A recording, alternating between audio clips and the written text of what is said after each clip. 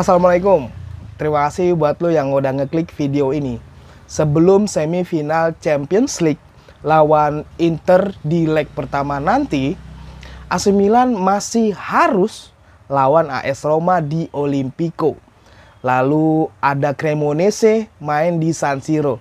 Dilanjutkan terakhir lawan Lazio di San Siro. Sebelumnya AC Milan main di San Siro lawan Lecce. Skor akhirnya AC Milan menang dengan skor 2-0. Nah, kalau lu merasa Milanisti, lu wajib tahu hal ini. Cara unik Stefano Pioli yang membakar semangat skuad AC Milan. Sebelum laga melawan Lecce, waktu itu terjadi momen unik di mana Stefano Pioli terlihat meminta pada pemainnya itu untuk berkumpul gitu. Saat sebelum ritual pelemparan koin dari wasit dan para kapten ngumpul di tengah lapangan gitu, Pioli menyebut kalau dirinya meminta para pemainnya ini untuk memulai permainan dengan intensitas tinggi.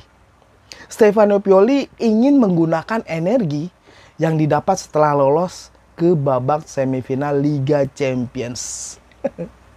Dalam pertandingan tersebut nih, waktu lawan Lecce, AC Milan tampil mendominasi. Ya, meski sempat kesulitan di awal babak pertama. Tapi Rossoneri, julukannya AC Milan, berhasil mencetak 2 gol keunggulan lewat Rafael Leao yang memanfaatkan umpan dari Sandro Tonali dan Brahim Diaz. Menurut gue ya, Leao itu tuh harus sering diteken atau dikritik lah. Biar dia itu kalau main itu bagus terus gitu. Nama Rafael Leao semakin naik gitu. Bahkan kabarnya AC Milan berani bayar gajinya sebesar 7 juta euro. Wow. Makanya wajar dong Milanisti pada ngedumel atau marah-marah kalau mainnya lagi jelek. Lu sering perhatiin gak sih? Rafael Leao kalau sering dipuji, cara mainnya malah jadi blee gitu. Tapi biar begitu ya, Rafael Leao itu ikut jejak Cristiano Ronaldo di Liga Italia loh. Bener, penyerang AC Milan Rafael Leao berhasil mengikuti jejak seniornya, Cristiano Ronaldo. Rafael Leao menjadi pemain Portugal yang kedua yang bisa mencetak lebih dari 10 gol di Liga Italia selama 2 musim berturut-turut.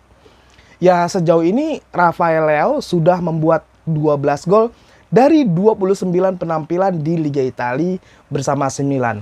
Sementara pada musim lalu 2021-2022, penyerang berusia 23 tahun itu sukses membuat 11 gol dari 34 penampilan di kompetisi tertinggi sepak bola Liga Italia Serie A.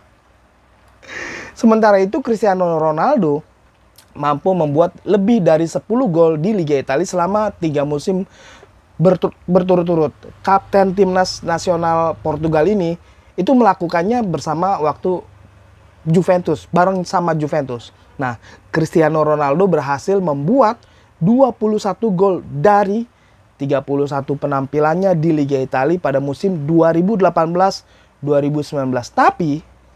Tapi dia gagal menjadi top skor usai kalah dari penyerang Sampdoria, Fabio Quagliarella, yang mencetak 26 gol. Quagliarella, ya gitu dah. Terus kemudian Cristiano Ronaldo membuat 31 gol dari 33 penampilan di Liga Italia musim 2019-2020.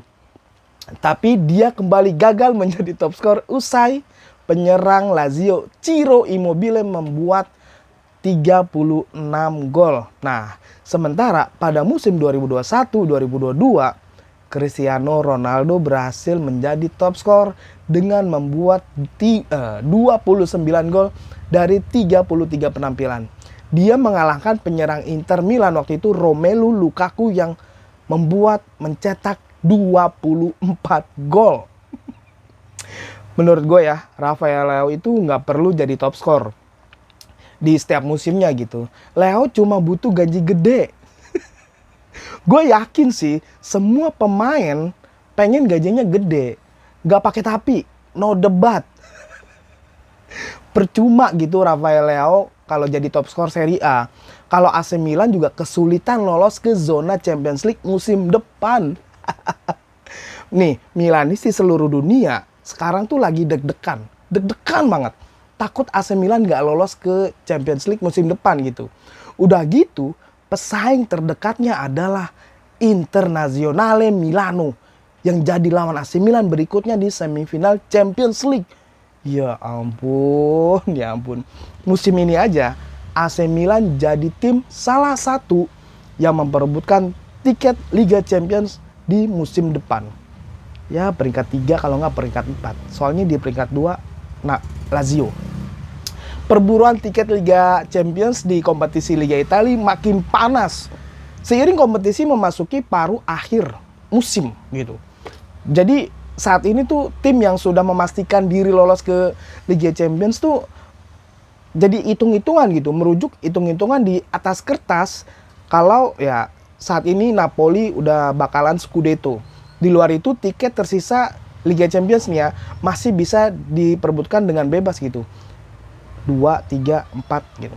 Nah, Lazio yang punya 61 poin yang duduk di posisi kedua bisa dibilang saat ini sedang di atas angin dibandingkan tim lain. Kayak Juventus gitu, tiba-tiba naik ke permukaan. Setelah hukuman pengurangan 15 poin mereka dianulir. Alhasilnya, Juventus ada di posisi ketiga dengan 59 poin. Ya ampun, ya ampun. Di bawah Juventus nih berturut-turut ada AC Milan dengan 56 poin. AS Roma 56 juga. Inter beda 2 poin 54. Atalanta juga. Situasi ini membuat tim-tim di papan atas tuh gak boleh lengah di laga-laga terakhir Liga Italia Serie A. Tuh kan. Ya, hal ini yakin makin membuat panas persaingan adalah posisi keempat di klasemen Italia, Liga Italia. Sebelum pasti menggaransi tempat di Liga Champions musim depan gitu. Pasalnya nih ya, sejumlah wakil Italia masih bertarung di kompetisi Eropa. Inter, AC Milan, Roma, Juve, Fiorentina. Di Liga Champions, AC Milan dan Inter bakal bentrok di babak semifinal. Sedangkan di Liga Eropa ada Juventus, ada AS Roma. Juga masih bakal bermain di babak semifinal. Sedangkan ada satu Fiorentina ada di semifinal Conference League. Ya walaupun nggak ngaruh-ngaruh banget sih. Dalam aturan yang ada nih ya, juara Liga Champions dan juara Liga Eropa bakal bermain di Liga Champions musim berikutnya. Nah, selain itu, aturan lainnya adalah maksimal tiap negara cuma bisa mengirimkan 5 wakil ke ajang Liga Champions. Nah, karena itu andaikan AC Milan atau Inter yang juara Liga Champions dan Juventus atau AS Roma yang menjuarai Liga Eropa, lalu kedua tim tersebut finish di luar 4 besar gitu misalkan, berarti tim peringkat keempat Serie A harus rela nggak bisa ikut serta di Liga Champions musim depan. Coba lu bayangin, udah capek-capek ngejar posisi keempat. Menurut gue ya, semenjak berita bola tentang Serie A menjadi tim yang paling banyak masuk semifinal di Liga Eropa, Champions League, Europa League, Conference League. Tapi kenapa pandit football malah mempertanyakan hal ini dengan negatif? Pola pikirnya masing-masing. Padahal tim manapun berhak dong masuk ke semifinal dengan cara bermain tim mereka masing-masing gitu. Ya gue sih gak yakin ya kalau pandit football tahu semua segala hal tentang di dalam internal semuanya tuh di Liga Eropa tuh.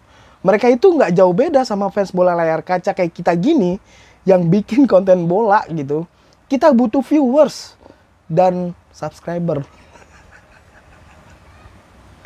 Ya udahlah, segitu aja. Terima kasih buat lo yang udah simak video ini sampai selesai.